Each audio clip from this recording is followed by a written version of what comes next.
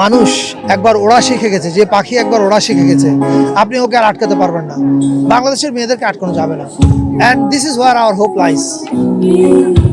আরেকটা প্রশ্ন করবো, সেটি হচ্ছে যে নুসরাত তাবাসসুম তিনি বক্তব্য দিলেন এবং জাহাঙ্গীরনগর বিশ্ববিদ্যালয়ের শিক্ষার্থী বক্তব্য দিলেন। অন্যান্য অনেক শিক্ষার্থী যারা সেই সময় স্লোগান দিয়েছেন, তারা আসলে নিজেদেরকে এখানে ওখানে ভিজিবল দেখছেন না। এটি আসলে কি কারণে তৈরি হলো? কারণ পূর্বে আমরা দেখেছি যদি একাত্তর হয় যে রাজাকার কি করে মুক্তিযুদ্ধ হয়ে যায়, হ্যাঁ, পুনরাবৃত্তি কি করতে চলেছে না, এখানে রাজাকার মুক্তিযুদ্ধ হবে না। তবে আপনার সঙ্গে ওই অভিযোগগুলোর যে কথা বললেন, এটা আমি আগে যেটা বলেছি, ভিজিবিলিটি অ্যাপারেন্টলি কম আছে, কিন্তু আমরা সরকার কিভাবে প্রতিক্রিয়া দেখাচ্ছি, আমরা প্রতিক্রিয়া দেখাচ্ছি এভাবে। জুলাইয়ের ফিজিক্যাল ইভেন্ট আমরা কিক অফ করার সিদ্ধান্ত নিয়েছি নারীদের ইভেন্টের মাধ্যমে। এটা একটা সিগন্যাল, এটা একটা বার্তা যে নারীরাই আমাদের পথ দেখিয়েছে।